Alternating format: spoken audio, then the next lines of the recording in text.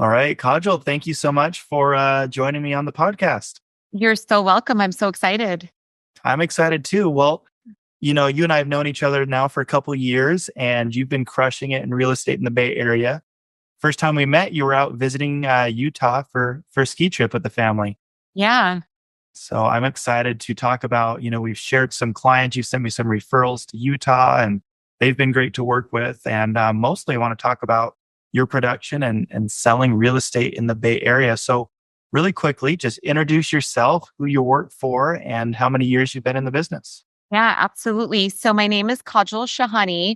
I'm out in the Bay Area. I've been a realtor for 18 years, of which 17 years has been in the Bay Area. I was in Chicago for about a year at the beginning of my career. Okay. Chicago's a little different than the Bay Area, huh? So different. So different. And especially 18 years ago, so different. Yeah. Holy Yeah. cow. Well, cool. And remind me, you live in the Pleasanton area, right? I do. So I am in the East Bay, very close to, I'd say about 30, 40 miles away from the city, from San Francisco, about 30, 40 miles away from Silicon Valley. Awesome. So you cover quite a large area. I do. And so you've been in the business 18 years. You sell a lot of real estate, and I know people love you. Like that's what's really fun is when you send me clients, I'm like, oh, Kajal's the best. They're like, oh, she's so great. She's so much fun to work with. She's so nice. And so it's always fun sharing clients with you, and your referrals are much appreciated. They've all been great people. So really quick, tell us about your production last year and where you're taking your business this year. Yeah. So last year was an interesting year. I'd say COVID obviously changed how people buy and sell. And with the interest rates being super low, every single person wanted to do some kind of move. So 2021 was an exciting time to be in the business. I hit 127 million in sales volume. At the beginning of the year, it was kind of a funky year even to goal set because you weren't sure like what's the year going to be doing, right? With Right. COVID and what we're allowed to do, what we're not allowed to do. But it turned out to be pretty crazy. Obviously, our normal way of selling was no longer the normal way of selling. So there were no open houses until I'd say mid-year. Showings were very scheduled. We had to make sure everybody was pre-approved, ready to jam because inventory was super low. But even to show listings and to get appointments, a lot of times we had to procure the pre-approval letter right up front. So I'd say I ended up working with people that were just offer ready in 2021. So I did hit 127 million in sales production. And I'd say year over year, the year before was probably like 80 million. Wow. It's a Yeah, big jump. it was a big jump and it was unplanned. Which That's awesome. probably most coaches don't want me to say that, but it was Yeah. unplanned. But it was interesting. I had a ton of move up buyers. So a lot of my old clients decided to sell and move up. I had a ton of first time home buyers. And then I had a lot of sellers that were jumping California. So a lot of my sellers moved to Utah, Texas, Arizona, North Carolina, because they were just all remote. And so those were a lot of my listings last year. Awesome. Wow. Well, that's some huge production. I mean, I'm excited just to kind of hear how you did it. But 127 million, what is your average price range or price at that point? Yeah, for sure. So, and obviously prices jumped up so dramatically as well. So our average price point the year before might have been 1.2 to 1.4. Last year was creeping 2 as the average. So a lot of my first time home buyers jumped into the market at, around 1.5, 20% downers. With the overbidding, they landed closer to the 1.8 to 2.1 as a first time home buyer. Holy So cow. yeah, so the average price point creeped up really fast. Wow. I think average first time home buyer spends like 350 to 450 in Utah for, Yeah. it's a townhome, for 2,300 square feet, Yeah. nice new townhome, maybe single family in the 500,000 range. Yeah. So very different markets, but Whole different Utah's world. increasing as well. Our average price for a long time was around 300,000, and it's it's closer to 450 right now. So Yeah. I remember when you and I first started talking a couple of years ago, we were talking like in the twos. yeah, And of course, coming from California, we called it like cheap. We're like so yeah. excited. Well, it's still kind of cheap. I sent it actually to you and a couple of your referrals. I just sent, it's a 3,500 square foot home in Salt Lake City that would be an amazing rental, has a basement apartment, 3 bedrooms upstairs and then a basement apartment. What was that price? $599. Oh my Has a goodness. pool, has a playground, and close to downtown Salt Lake. And I mean, in the Bay Area, that's what, like a $3-4 million house. Easy. So And it probably won't come with a pool. yeah, probably won't go with the pool. Geez, yeah, very different markets. I have to Very sell different. about 5 times as many houses as you to earn the Yeah. same income. Yep. No, that's awesome. So average price creeping up to 200,000. Take me back to your first year and your first year in the Bay Area. Yep. What did that look like, and how much different are you now than as far as goals, what you do? Just kind of contrast where you're at now versus where you were when you started. Oh my gosh, so different. So my first year in the Bay Area. So a little background, every single person in my family, except my husband, is a realtor. So there goes my sphere of influence for Yeah, your geez. family. Yeah. So my mom, my dad, my cousins, my uncles, my aunts, literally everybody but my husband. And my husband's like not in the real estate space at all. He's a chiropractor. And so, it's like you listen to how to start in the business and people say, okay, first start with your family and friends. Well, my family was out of the picture. That's And half my friends had already purchased through my family. So it was, so my first year in the business, I swear I showed up to the office so regularly, so motivated. I would show up like super like, and at the time I had no kids. I had very minimal responsibility. I was married, but nobody to take care of at home. So, I would put my time in, I would do my cold calling, all that kind of fun stuff. I was awful. Like the first year, God, and I'm kind of glad that I didn't start with like, ooh, I sold 20 homes my first year. My first full year in the business in the Bay Area, I sold 1 home. This was in 2004, 2005. Everybody around me was selling homes daily. And I was just looking at them like, what is wrong with me? Geez. And what I did to get through that was interesting. I stuck to the basics. I did open house every single weekend, no matter what. Like Saturday, Sunday, I was in it to win it. Internally, I was like, probably like not saying the best things to myself, but internally I was saying to like, fine, I'll be here again. No one's going to walk in, all that stuff. But I did it consistently. And I still remember this after about 4 months of doing Saturday and Sunday open house consistently. This one couple walked in and they were talking about downsizing. And in my head, again, like the worst self-talk, I was like, they're not even, they're not going to talk to me.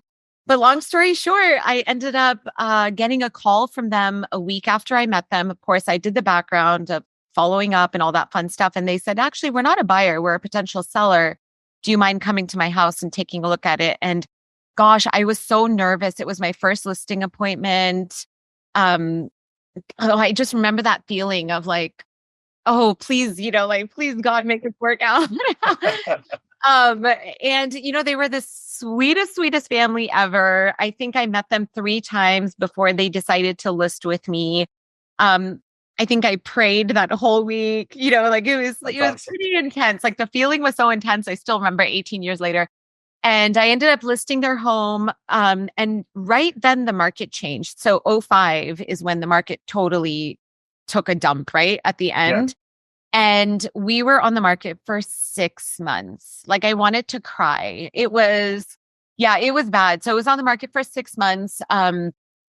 And I will reference one of my dear cousins who's a lender. He had a buyer who was looking in the market and he had just backed out of another deal. And he said, hey, your listing might be perfect for him. We showed it to him. Anyways, long story short, 6 months later, I double end that home. Yay. Yeah. I'm like, oh, thank God. So that was my only transaction my first year. So I put my heart and soul into that guy, like made it happen. And 18 years later, I've sold that family many, many, many homes, Oh, wow. and their kids and their cousins and their grandkids and all that fun stuff.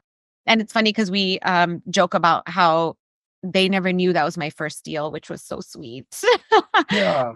So that was my first year. And then my husband was building out a chiropractic clinic at the time. We had no funds to build out his clinic. I mean, like zero. Like at this point, I was like borrowing money from my parents and the whole bit. And God bless them. They never made me feel bad about that. And so my husband at the time, he just started cold calling for me in the evenings, and he started building out his own clinic. And so he would build out his own clinic during the day, and then he would cold call. The first month he cold called, I ended up going on 8 listing appointments. Ended up converting all 8, which That's God, awesome. like I must have had some sort of like grit in me at the time. And those 8, they actually came from FSBOs. So FSBOs, for sale by owners, was a big thing back then. Like I still remember driving around seeing all these for sale by owner signs, like the market was crashing. So I ended up selling all 8 of those, and all 8 of them, besides actually 6 out of the 8 ended up buying as well. So for those, I would say between 0 and 4 months, they all ended up buying and selling. And so that kind of like really jump started getting into the California market. But I'm kind of thankful that I jumped into the market when the market wasn't so happening. Yeah. So I didn't get spoiled with like, oh, the market's so hot and that's why you're selling. So that spiraled into short sales. So I kind of morphed into like getting a partner working on short sales. And then by year 2, year 3, of course, that's when natural progression of getting referred. You do it for the right reasons. You're there. At that time, I remember no one was buying. Now in retrospect, I wish we all bought then. Oh my gosh. Would have been nice. So I'd say, oh 2007 to 2011, 12-ish is when the market was just crap, right? But I actually, when I look back at my sale, I think I was like at 30 to 40 deals a year during that time. And that just spiraled. And I started, farming at that time. And I still didn't have like the funds to go crazy on postage or anything. So I started door knocking. So it morphed into all these other things. And now 18 years later, I would say 85% of my business is referrals. 15% is just, farm. I do farm extremely regularly. I'm very consistent with it. I have a partner for one of them. My other farm is just me. Mailers go out twice a week. Now I'm at the point where if I'm physically in the farm, neighbors will walk out and say hi, those kind of things. But so I'd say 15%, maybe 20% in 2021, because leads just came from random places like sign calls and stuff. But the remainder are referrals and repeat business. That's awesome. You There's my answered a few. Yeah, that's awesome. You answered a few questions that I was going to ask. So right now you're getting at least 80% of your business from referrals, which that's the realtor dream. You don't have to cold call really anymore. You don't have to do too much marketing. You're doing some farming, which is awesome. Yeah. But you said something that really stuck out. And I think realtors, new realtors, anybody listening to a podcast really needs to make sure they focus on this. 2 things, actually, I wanted to point out. One was you're doing this for the right reasons and you're there for the client. And that's huge, because if they smell commission breath on you, if all you care about is that commission, they're going to feel that, and they're not going to send you their business, and they're not going to be happy throughout the transaction. Yeah. And the second thing was consistency. You've consistently door knocked, cold called. Your husband called for you. That's amazing. I mean, that's so cool. That's a really cool story.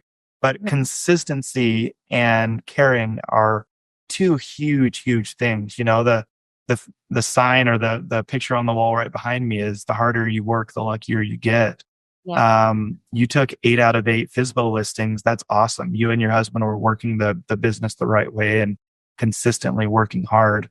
My business as well. When I didn't know anybody in Utah. I was a college student when I started real estate in 2010. Yeah. Didn't know anyone. So I didn't have this friends and family. I grew up in Boise, Idaho.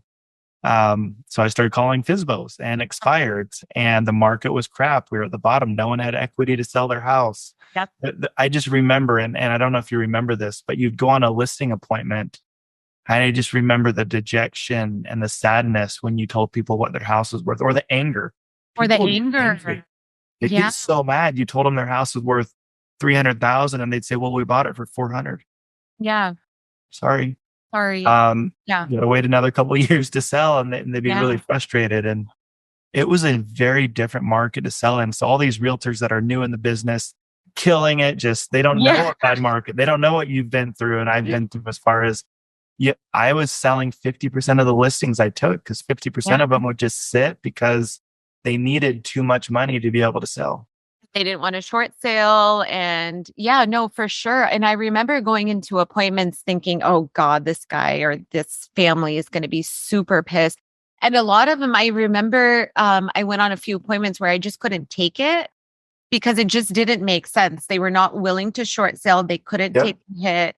And you just had to say no to it, which is like so crazy. Think about going to a listing appointment now and saying no to a listing. Like, Yeah. no. I list everything I can get my hands on now. Yeah, totally. But very different market. So I'm super thankful that I started then versus when the market was popping and everything was selling. Yeah. Yeah. It's good to know how tough it could be. Yeah. Well, cool. Well, I hit 106 deals in 2018 on my own, no team. Over $1 million gross income, That's gross commissions. And some of the things that helped me get there was working with investors, which you and a lot of agents in California send me a lot of referrals. So thank you for that. But I really learned a few systems, and the number one system was follow up. Yep. And following up with my sphere of influence and consistently, if you're a new agent looking to get into this business, you've got to reach out to your sphere. I just hired a new buyer's agent, and we're working on videos and postcards and calls to go out to your sphere of influence and get some referrals. And then what is your client care system? Do you make sure you call your listings every week with a listing report? So tell us a little bit about how you take care of your buyers and sellers on a weekly basis, how you communicate with them, and how you make these people feel like you care. Yeah. And it's so, honestly, that's such a good question, especially right now when buyers are getting really disheartened in this market. They're getting bid out, they're getting priced out. They're seeing their dream homes go up like by $1 million within like 6 to 8 months. And they know they have to kind of like reevaluate. So actually, it was so funny. I was just talking to my realtor friends about this week because a few of them, like we were just chatting over text and call saying like, how do you keep going? Like, how do you keep offering knowing that you're not going to get these houses, but you need to be there for your client? So I think for buyers and sellers, it's so different right now. For buyers, keeping their, it's so funny. Actually, the other day I did like this little like video on like FOMO buying because that's what it's becoming. Like these buyers are like, oh my God, I'm like never going to buy a house and the interest rates are going to explode and there's going to be nothing available in California anymore. So you have to like kind of like really manage their emotions and make them realize like, no, this is not going to last forever. I've been through 18 years of ups and downs. Nothing ever lasts. Like this market's not going to last. Once the interest rates tick up, inventory, there's going to be a shift in the market every couple of months. It happens always. Stick to it, make your offers based on comps. Like the quicker you get a grasp of how to like win, I hate using that word, but like win in this market, the quicker you're going to get your dream home. But even with dream homes, like nobody is going to get 100% of what they want in a home, right? So as long as they can understand 60, 70% of your need list, there's certain negotiables or certain non-negotiables. So chatting with them about that, but then also kind of sharing data. So I just had a client come to me 2 days ago saying, hey, I'm just jumping in the market. I was referred to you. I'm looking up to 2 million, and they gave me the zip code. And I was like, oh my gosh, this poor guy, like 2 million in this zip code is non-existent. Right. And so it was kind of nice to just give it to them how it is from day one. Mhm. versus flowering up like, hey, let's get started. We'll see what happens. It's more like, hey, in this zip code, if you realistically want, these bullet points in a house, you're going to end up spending this much. If this doesn't work, let's think of different areas. Let's think of perhaps a smaller home. And that was such a nicer conversation to have than starting the search and 2 weeks in or 3 weeks in, they're just pissed, or they're just like, oh, nothing's coming on. That's So really smart.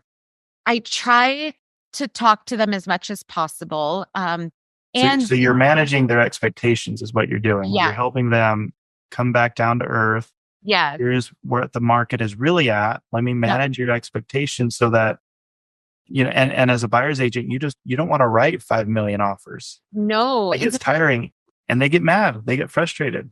They get frustrated. And I always tell them that too. It's like to submit an offer is no sweat off my back. I can do it in a heartbeat. I can do it in the car, like no problem.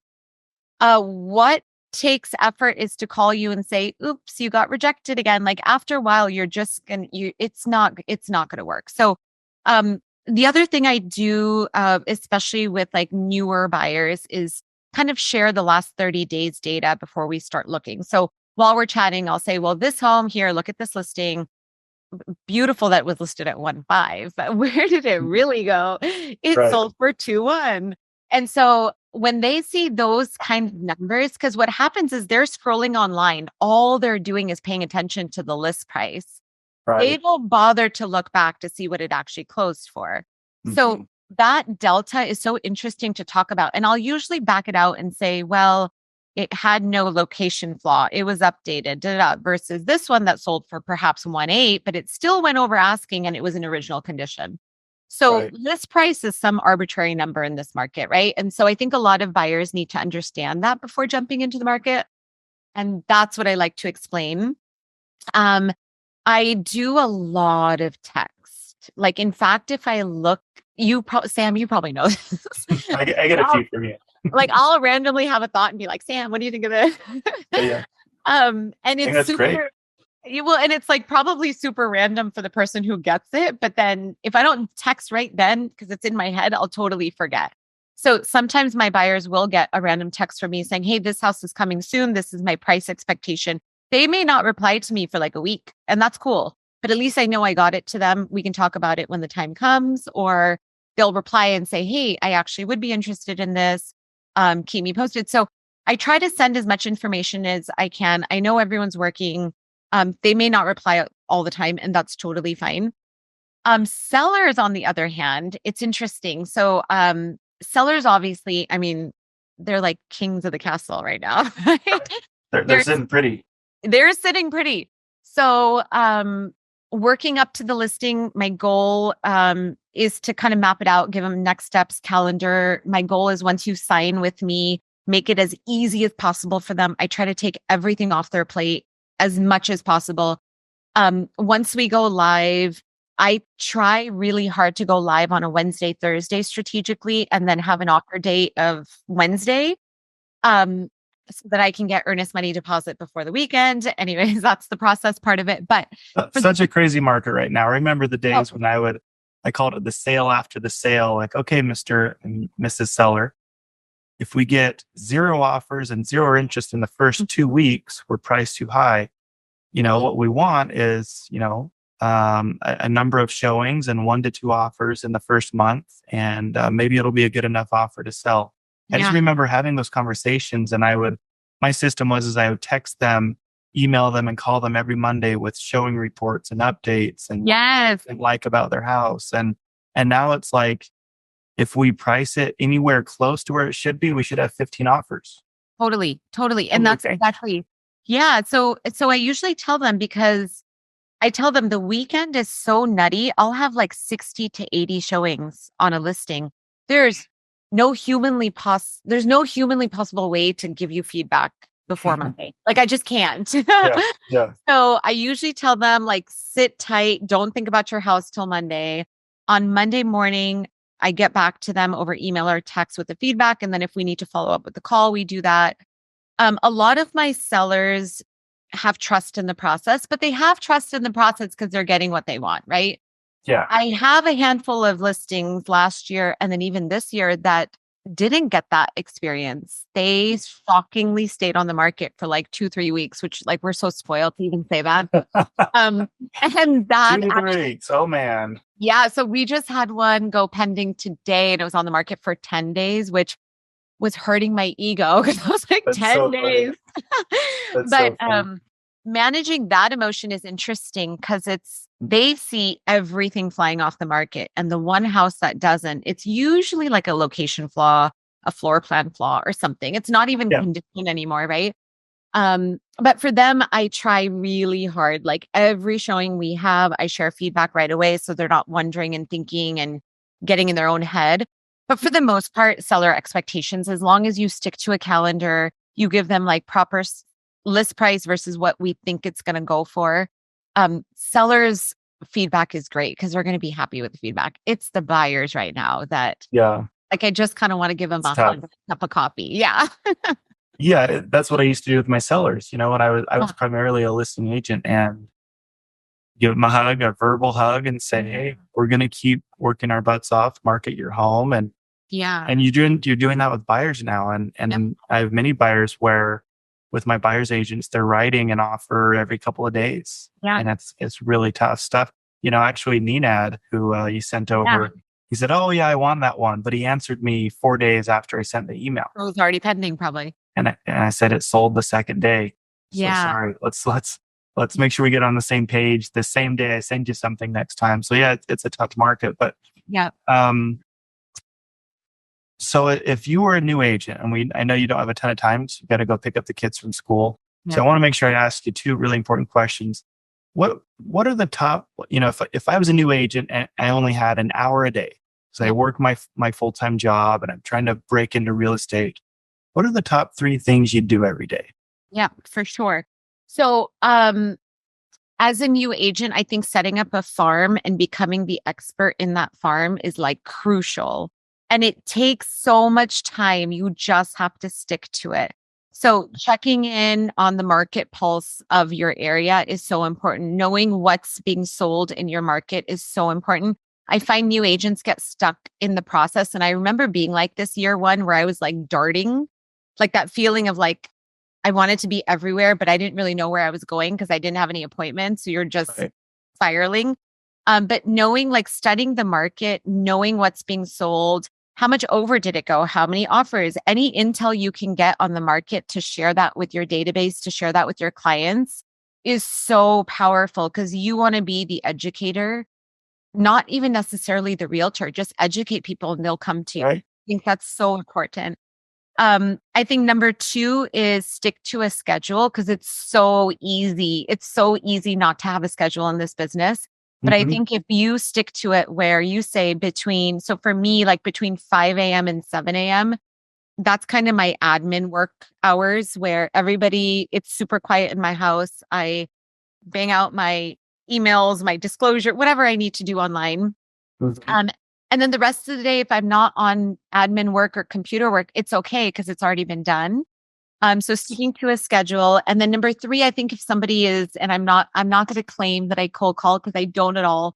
But if that's part of your process, if that's part of your marketing, I would say stick to your calling and mailing schedule and checking in to make sure that you are calling the expireds. And it's hard because right now, I say expired, but there's really no expireds, right? There's a few gizmos. There's a few, but not. There's no. But whatever that is, so whether that's a cold call or whether that's a door knock or whether you're doing something online, just checking in with that on a daily, so you have like a pulse on that part of it too, so you're not losing sight of what's going out. Even if that's like posting on social media, making sure that it's like scheduled in that 1 hour. Well, and then in today's world, your farm is your social media. So that should be one of your farms. And you should do professional, nice looking content. And you've always got great stuff going out that looks really good.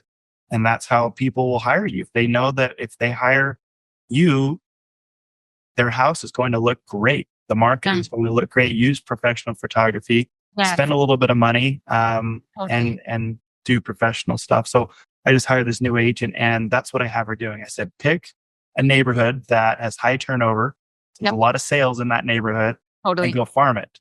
Number Yep. two, we're going to put your database in a CRM. We're going Yeah. to send professional, really good looking stuff to them through Yeah. email, texts, phone calls, and also on your social media. If you basically farm those two lead sources, Yeah. that's, in my mind, the most effective thing you can do in this market. Because you're right, there's not a lot of FISBOs or Yeah. expireds. 80% of my business was expireds and FISBOs back when I Oh my started God. for the first Yeah. 5 years, because there was a ton of them. There was a ton of them. And I was taking, one listing a week Yeah. on average from FISBO or expired. So now you've got to change and make sure you farm the right type of farm. And that's, in my mind, sphere of influence. Yeah. And pick a neighborhood with high turnover. Yeah. So last Condos question. townhouses are great. Yeah. Yeah. I mean, those townhouses that I've sold to a lot of your clients and Yeah. friends, and it's really great, but you've got to run to pick up the kids. So I did want to ask one last question. I was able to meet your family back in October when I was out there in the Bay Area. I had a great time at dinner, but I enjoy real estate because it's very flexible, and I work from home, and I am my dad 50% of the time. They're with their mom 50% of the time, but when they're with me, I get to be very flexible, and I love what I do. So tell me how your family integrates and what you've enjoyed about doing that. Yeah, for sure. So I like that you used integrate, because I don't think it's like a balancing act anymore. There's no balance. There really isn't any balance. So I have 3 kids. My oldest is 11, and then I have twins that are 8, and then I have a dog that you've seen in the video running around. Yeah. But so my schedule is extremely flexible, probably just like yours. So when I'm in mom mode and I'm at soccer practice or dance practice or basketball or a tutor, whatever the case may be, I'm sitting in the car working and calling. So if I have to schedule a call between 3:30 and 5:30, like no problem, because I'm sitting in the car. So while I'm sitting there, there's 1 or 2 other kids doing homework with me while I'm on a call. Awesome. And then the third kid is in some sort of class of some sort. It doesn't bother me one bit. I'm just super equipped with my hotspot, my laptop. It's always with me. I need to be fed at all times. So I always make sure I have like my water and my snacks. And then simultaneously, like I literally take the dog, and usually when I'm out and about on a call, I'm kind of a pacer. So while I'm on a call, I throw my AirPods in and the dog's running around, and one of my kids is taking the dog for a walk. So That's awesome.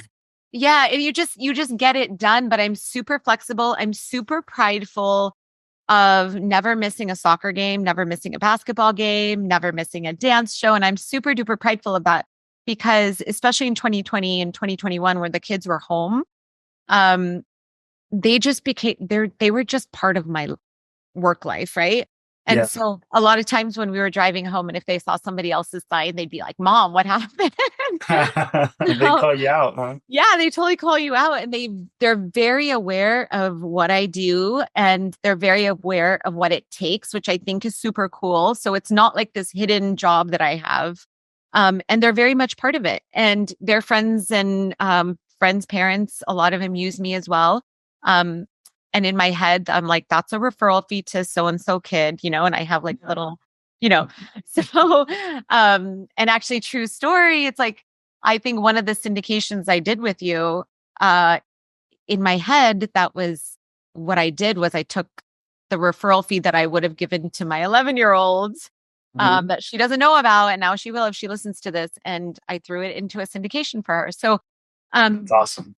So those are kind of the things, but yeah, they're I think making them aware of what I do, and no, mommy's just not running around in sweats all day, like talking to her friends on the phone. I'm running around in sweats, true. However, making it happen. Making it happen, doing deals. Yeah, but I am very mindful though. I never thought in a million years I would be soccer mom, basketball mom, dance mom. Never. I never played a sport. I'm so in it that I cannot be on a phone call if I'm at a game, because I'll start screaming, because I get really, really, really into it. And my older daughter dances, and she has these shows, and they go on for 2 days. And so during those 2 days, my clients are very aware that I'll respond to a text, but hey, I'll talk to you on Friday and Monday, because I'm not around over the weekend. So That's obviously a new thing. I wasn't like this as a new agent. As a new agent, I was like super, super not scheduled. And I did anything I can to make work happen. And I'm super thankful that I started my career with no kids, but a lot of people are starting their career with kids. So for realtors that have kids, stick to your schedule. And I swear it'll make your life so much easier. I love it. And I love that you've integrated your kids. They watch you work. Yeah. I've been taking my daughter Heidi on appointments since she was 6 weeks old. Yeah. And she's traveled to Boise with me on when she was 4 to do multifamily projects in Boise. And she's been all over Utah doing appointments with me. And so is Liam now. But I love that. So you have 3 kids plus a dog. They're usually in the afternoons working on homework or hanging out with you while you work. And I think that's great. It's good for them to see their mom working hard and taking care of people. But we appreciate you. I think you got to run right now, but you've invested with us in multifamily. So thank you for that. You're sending referrals our way. And I'd love to pay you a bunch of referral fees this year. So keep sending them over. And excited to have this podcast air. And I just think you're a huge inspiration. And again, for those listening, 127 million closed last year. Do you think you're going to do more this year? I bet you'll be close to 150 at least. Yeah. I mean, my goal is to cross 150. So if I hit 150, I'll be thrilled. If I cross it, hey, cherry on top. But yeah, that's my goal right now. My January was at 19.5 million. So hopefully it continues. Nice. Nice. Well, that's a little bit different than closing one deal in your first year. Totally. That's awesome. Well, I appreciate you being on. And again, thank you so much for everything. And I'm excited to air this episode. I'll make sure I reach out when it does. Thank you so much, Sam. I'll talk to you soon.